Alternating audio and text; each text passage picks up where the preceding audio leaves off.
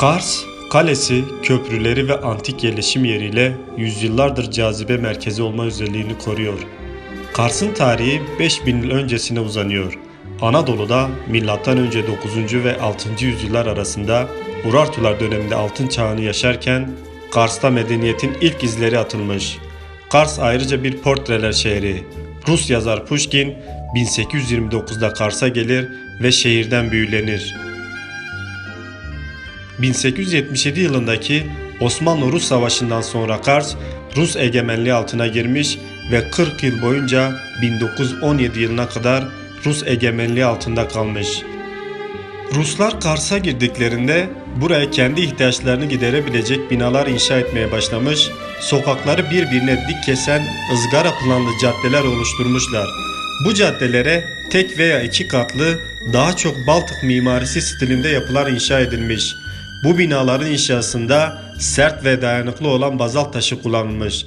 Bazalt taşları koyu renkte olduğundan Rus mimarisine genel anlamda koyu bir hava katıyor. Bu 40 yıllık süre zarfı bu kente çok şey katmış. Mühendisliğin sanatla buluştuğu güzel adreslerden biridir Kars.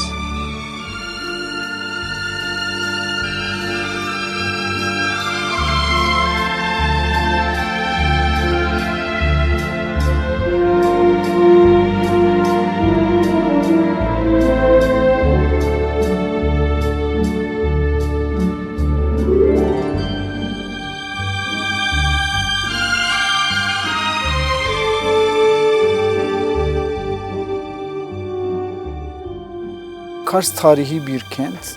O tarihi bugün de yaşatan bir kent kalıntılarıyla.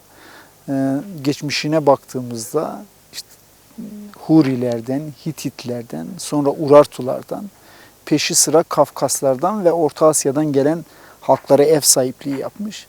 Fakat Kars'ta çok ciddi halklar arasında kırılmalar yaşamadığı için o halkların kalıntıları, o halkların mirası şimdi bile çok canlı yaşayabiliyor. Bunu Kars'ta, Kars sokaklarında dolaştığımızda da çok rahat görebiliyoruz. Kürtler, Ermeniler, Gürcüler, Türkler burada kardeşçe yaşamışlar.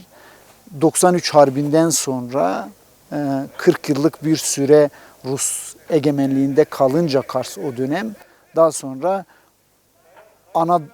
Avrupa'nın işte batı yakasından, işte diyelim yahut da Balkanlardaki halklar da buraya getirilmiş.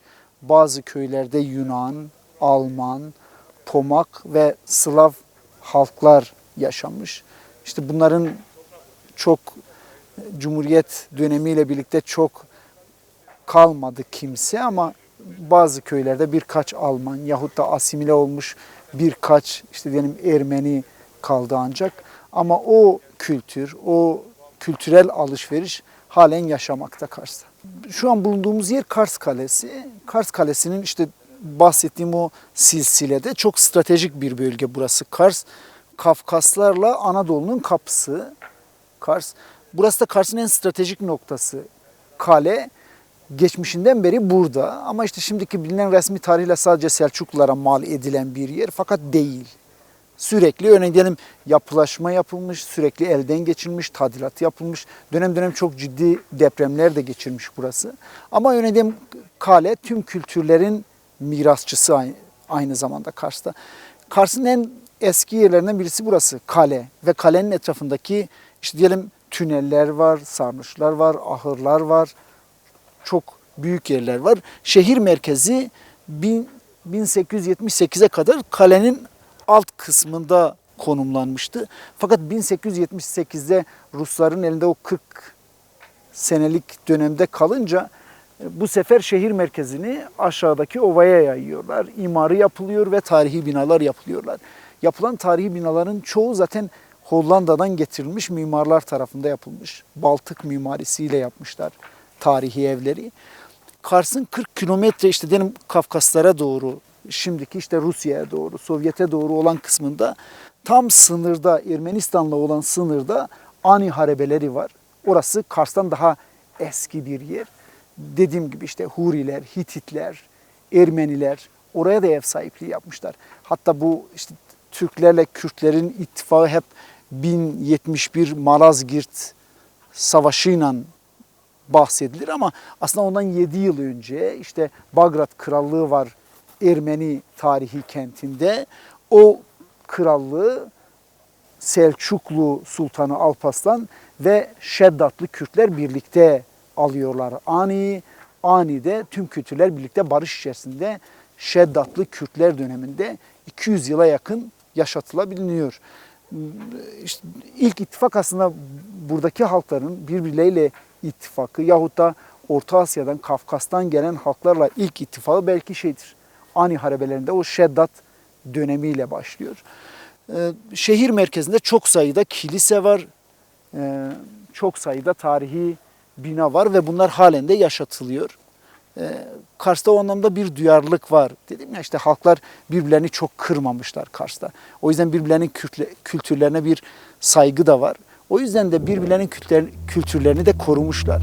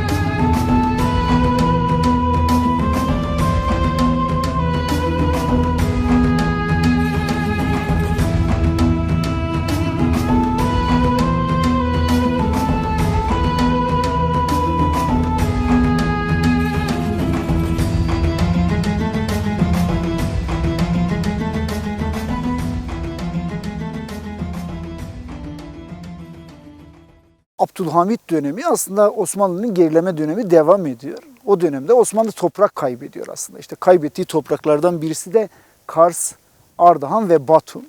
Buralar işte Berlin Antlaşması'yla birlikte 93 Harbi'nden sonraki Berlin Antlaşması'yla birlikte Ruslara bırakılıyor.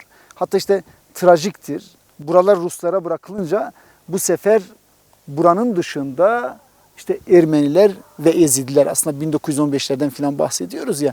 O yaşanan acı olaylar 93 Harbi'nden sonra başlıyor. Bu topraklar kaybedildikten sonra işte Anadolu'nun içlerindeki Ermeniler ve Ezidiler de bu sefer buraya göç etmek zorunda kalıyorlar. Kaybedilen bu topraklara geliyorlar filan. Bu topraklar işte o 40 yıllık süre içerisinde Rusların Hollanda'dan getirdiği mimarlar, Kars'ın kendi öz olan bu siyah bazalt taşlarıyla Kars şehir merkezinden 100'e yakın ev yapıyorlar, köşk yapıyorlar. Kiliseler ondan çok önce. İşte kiliselerin tarihine baktığımızda bundan 1000 yıl önce 900'lü yıllarda yapılmış kiliseler var. İşte en ayakta kalan ve en çok tarih kokan kilise 12 Havariler Kilisesi. 12 Havariler Kilisesi 900'lü yıllarda yapılmış yani. Ondan çok eskiye dayanıyor.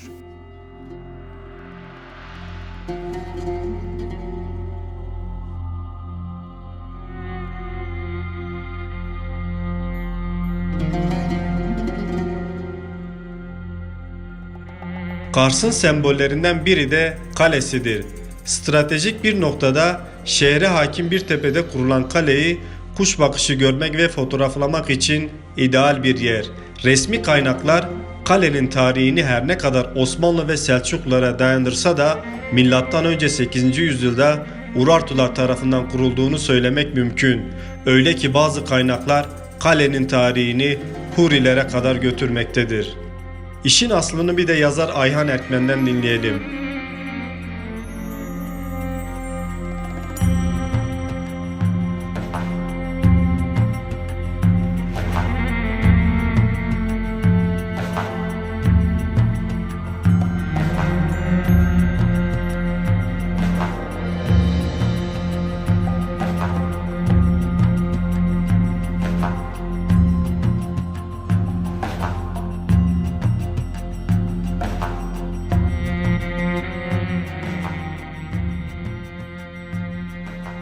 tarihten günümüze kadar hep işte diyeyim, insanların yaşamlarına şekil veren savaşlar olmuş. O anlamda da şehir kurarken strateji çok önemli.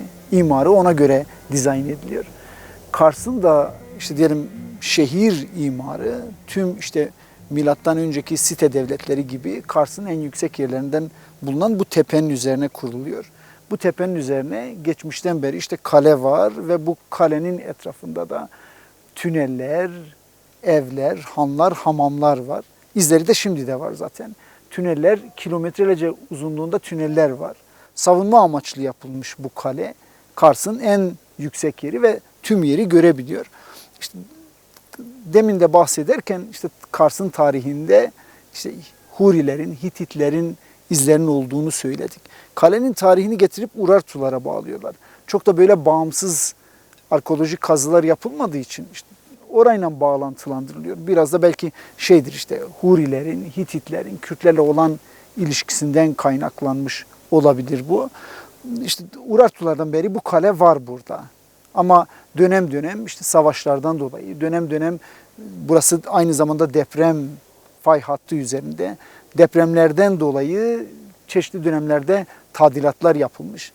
Kars'ta bahsettiğim 1800 yıllardan önceki en büyük tadilatlardan birisinde Osmanlı işte padişahlarından 3. Murat yapmış ki kendi ismiyle anılan köprü ve hamam da aşağıda. Kars Kalesi'nin içerisinde ahırlar var, konaklama yerleri var, büyük büyük misafirhaneler var. En üst kısım gözetleme yeri olarak kullanılmış. Ama kalenin dışında da çok ciddi bir mimari var savunmaya dayalı. İşte aşağıda dere geçiyor, Kars Çayı geçiyor. Kars Çayı'nın etrafında 5-10 kilometre ötede bile çok büyük tüneller, çok büyük ahırlar, çok büyük kervansaray kalıntıları halen sapasağlam duruyor. Çünkü sürekli burası Cumhuriyet döneminde de askeri bölge olarak kullanıldığı için çok halkın gelip harap etmesinin önüne de geçildi. O bir anlamda tarihi yapıları korudu diyebiliriz. Hemen Kars'ın işte diyelim kalenin arka tarafında aşağıda bundan 15 yıl önceye kadar askeri garnizon vardı. Tarihi binalar sapasağlamdır. Fakat şimdi de Kafkas Üniversitesi'ne bağlı bölümler yer alıyor. Aşağıda hemen derenin kenarında.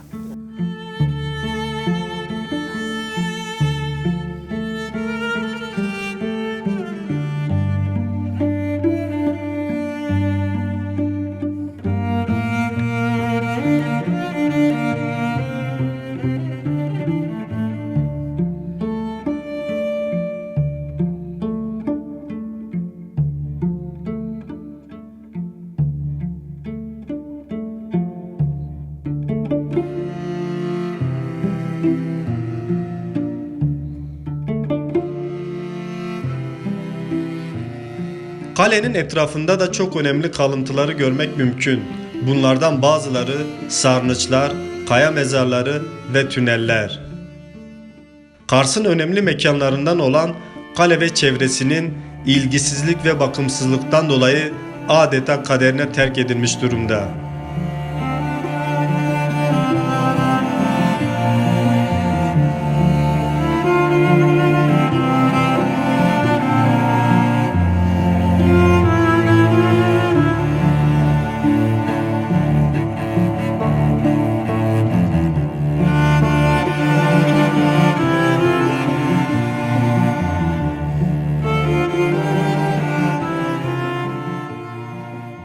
Şu an bulunduğumuz yer han olarak kullanılıyor. İşte misafirlerin gelip konakladığı yer yahut da işte ordugahın dinlendiği yer. Ama ordugahların daha çok kaldığı yer kalenin arka tarafındaki ahırların da olduğu bölmelerde kalıyor. Büyük olasılıkla buralar o daha kıymetli misafirlerin gelip kaldığı yer olsa gerek. Kalenin iç kısmındaki bu odalar. Bu da yine bazalt taşından yapılmış. Dönem dönem yıkılmış. Dönem dönem tadilattan geçirilmiş. Bu taşlar Kars'ın hemen işte ova kısmında bulunuyor. İşletilmesi taş toprağın altından çıkarılırken çok kolay. Peynir gibi yumuşak. Tam belki o kadar olmasa bile çok yumuşak, çok rahat işletiliyor. Ama zamanla güneş yedikçe sertleşen bir taş. Burası işte Kars sınır bölgesi olduğu için ve kale stratejik olduğu için sürekli askeri bölgeydi. Askeri bölge olduğundan dolayı da çok şey yapılmıyordu. Çok sivilin gelip gittiği bir yer değildi. O yüzden o bir avantajdı. Askeriyenin elinde olması bir avantajdı. Hem kale hem de kalenin alt tarafında dere kenarındaki şeyler, işte binalar çok sağlam kalmış.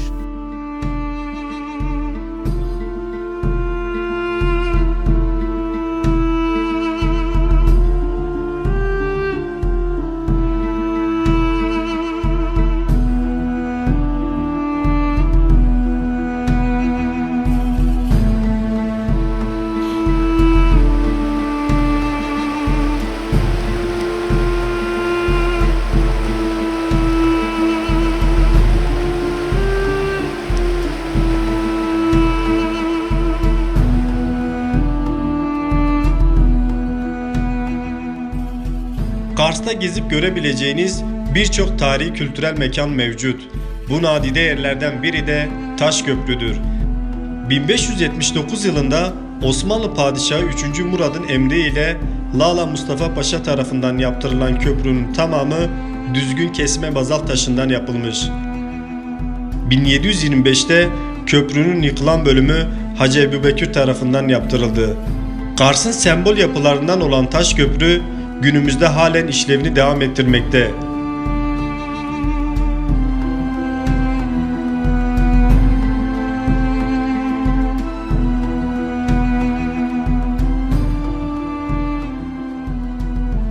Biz şimdi kalenin arka kısmında, kalenin batısına düşen vadideyiz. Bu vadinin uzunluğu bir 10 kilometre sürüyor. Vadinin üzerinde 4 köprü var. İkisi tarihi köprü. 1600'lü yıllarda yapılmış. Arkamızdaki köprüden 2 tane var. Birisi burada, birisi de tarihi hamamın hemen yanında, kalenin ön kısmında. Fakat diğer 2 köprü sonradan yapılmış köprüler. Bu vadi boyunca tarihi birçok yer var. Bunlar işte savunma amaçlı sığınaklar. Bazı yerlerde kaya mezarları var. 300-400 yaşında ağaçlar var burada. Burası bundan bir 15-20 yıl önceye kadar askeri bölgeydi, yasaklı bölgeydi. O anlamda korunaklı sayılıyordu filan. Sonrasında işte askeriye şehir merkezine taşındıktan sonra o tarihi yerler altın arama sebebiyle sahipsiz de bırakılınca çok harap edildi.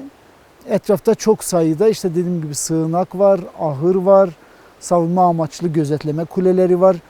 Yazın burası piknik alanı olarak kullanılıyor. Her taraf yemyeşildir.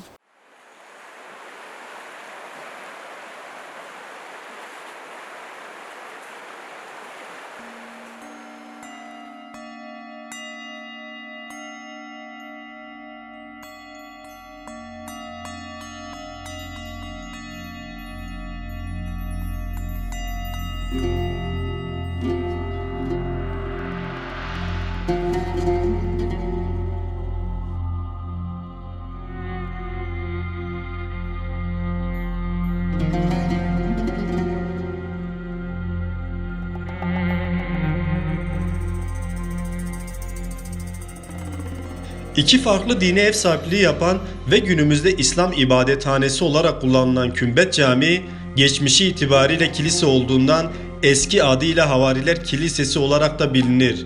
Yapının tam olarak hangi tarihte inşa edildiği bilinmese de 10. yüzyılda Kars ve çevresinde Bagratlılar hakim olduğundan onlar tarafından yapıldığı ihtimal dahilindedir. 1878-1918 yılları arasında Ortodoks Kilisesi olarak kullanılan yapı 1918 itibariyle camiye dönüştürüldü.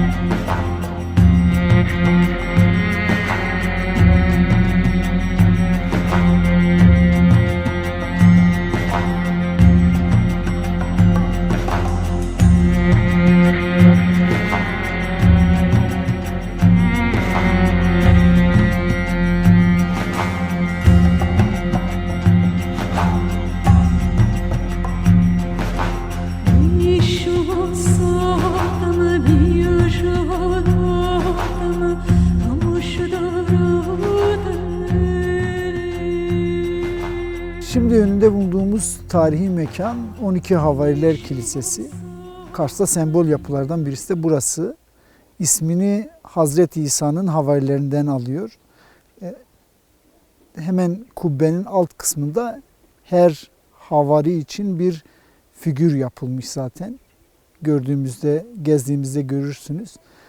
Bu da yine 900'lü yıllarda Ermeni Bagrat Krallığı tarafında yapılmış bir yapı. Bagrat Krallığı o sıra Ani merkezli, burayı da yönetiyor.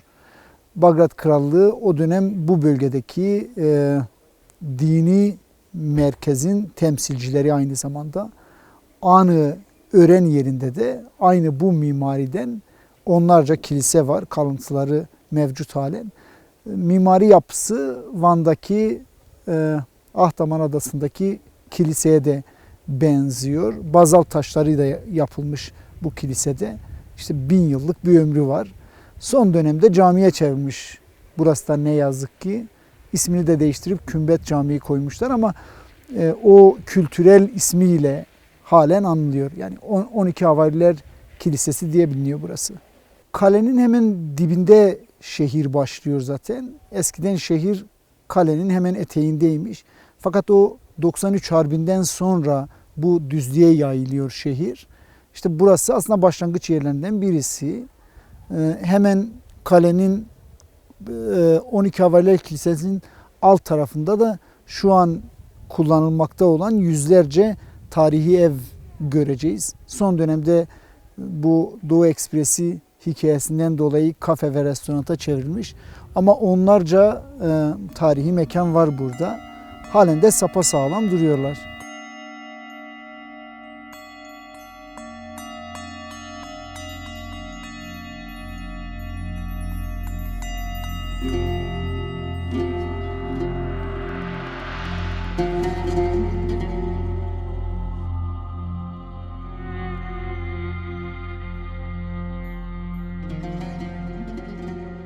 Bin yıllardır farklı milletlere, kültürlere ve inançlara ev sahipliği yapmış, tarihi açıdan önemli şehirlerden olan Kars, nadide şehirlerden biri durumunda.